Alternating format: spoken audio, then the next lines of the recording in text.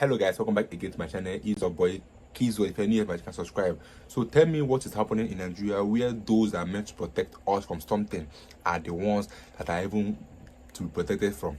Because tell me the reason why an EFCC staff will disappear with a whole amount of $30,000. And this same January, they recorded that EFCC have arrested 10 of EFCC members. Imagine EFCC arresting 10 of their members for stealing roughly $350,000 and some other jewelries.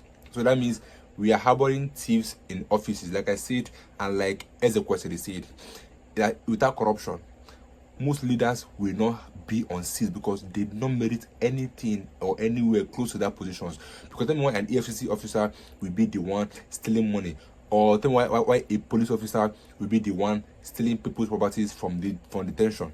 So make it make sense. So let me follow you guys to this article that I saw that said that EFCC staff disappeared after stealing over $30,000 from exhibit room in Kaduna. That means he's on the run for his life.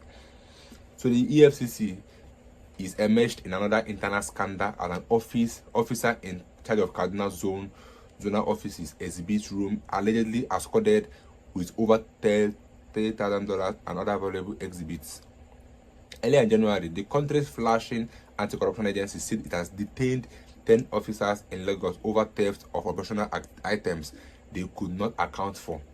So, although the commission did not disclose the specific items stolen by the officials, but if it will be a young boy, they will expose the items that the boys are using, the laptops, the phones, the cars, the car keys, everything will be displayed, they will expose. But because this person is working with the government, they don't expose anything. So although the commission did not disclose the specific items stolen by the officials, daily Nigerians finally revealed that they stole gold bars worth over 1 billion naira, and as well as over $180,000 and about 1,400 British pounds. So in the latest scandal, daily Nigerians exclusively gathered that a member of staff of the commission, simply identified as Polycarp, vanished into a thin air where he failed to account for over $30,000. Insider who preferred anonymity told this paper that the zonal director Benedict Ubi a couple of weeks ago ordered for an audit of the directorate exhibit room following the internal heist that occurred in Lagos. According to the source, when Mr. Polycarp received the directive that the exhibit room would be audited, he took an excuse to ease himself and fled. Immediately after the order of the audit was given, he took an excuse to ease himself. Efforts were made to contact him, but all the telephone lines were switched off. This is only what is preliminary audit on foreign currency shows. There are chances that more could be uncovered after a thorough audit on the exhibit room, said a source familiar with developments. So this newspaper learned that the commission had launched a manhunt to trace the fleeing officers' whereabouts.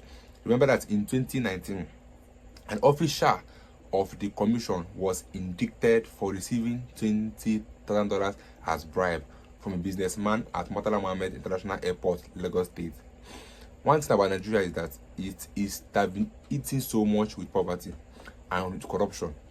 So people are prone to do anything just to survive in Nigeria.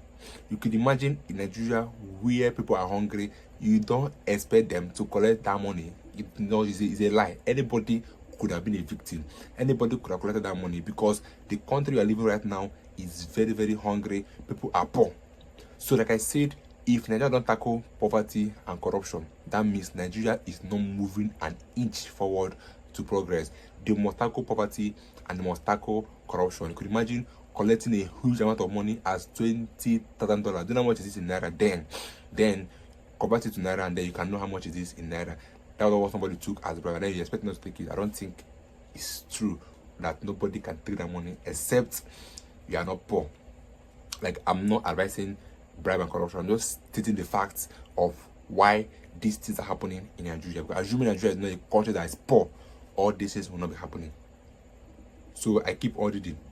Despite his confession to the crime, he was reinstated by the then acting chairman of the commission, Ibrahim Magu. The matter was not made public. In 2021, the anti-graft agency dismissed an officer after Daily Nigeria published a leaked audio in which he was heard helping suspects on how their account could be unfrozen, and charges dropped against them. Then the then spokesperson for EFCC, Wilson Owojare, described the officer as a corrupt field columnist with scant regard for the values of the commission, adding that his actions was contemptuous of the standard operating procedure of the EFCC. Without prejudice to the outcome of the investigation, a snippet of the audio recording clearly showed an abysmally compromised officer dropping names to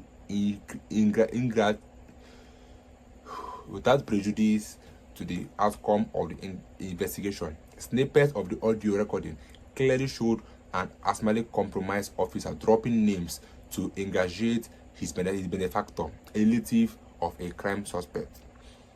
By the alleged action, the said officer is no more than a corrupt field columnist with scant regard for the values of the commission.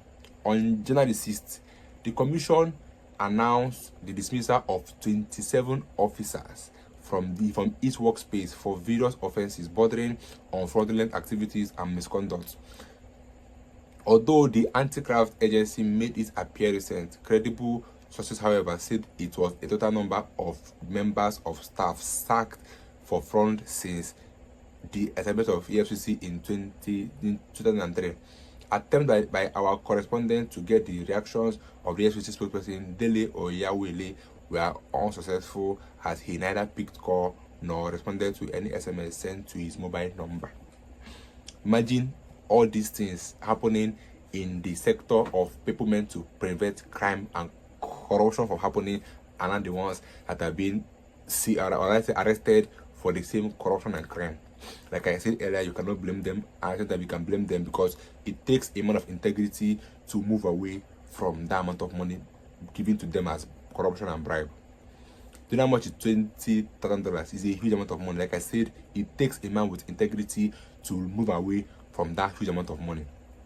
Then all these things are happening, and EFCC are busy barging into someone's house, into youth's house, to arrest them. And they will publish everything they see in that house, from the mobile phones, the laptops, the power banks, the Wi-Fi, everything will be listed on the internet, but they could not list what was stolen by the FCC officer. The man stole how much did the man steal self? $30,000. That means in this year alone, they recorded over $400,000 stolen by the EFCC officers. Those meant to prevent corruption from happening are not the ones that are stealing. Police own a pass, and the police own was last year, where police were dragged for being thieves, for being rapists, for being bullies, and for being bandits themselves. The same police that are meant to protect us are not the ones we are protecting ourselves from. Because these days, if police catch you, you are in deep soup unless you bribe them. Like I said, if you have money in this country, everywhere is wala. You can bribe a way in this country. In any way you find yourself, you can use bribe and corruption and pass. That's the level where we are in Nigeria. So I will see you in the comment section. Don't forget to subscribe and New Year. Stay tuned, guys.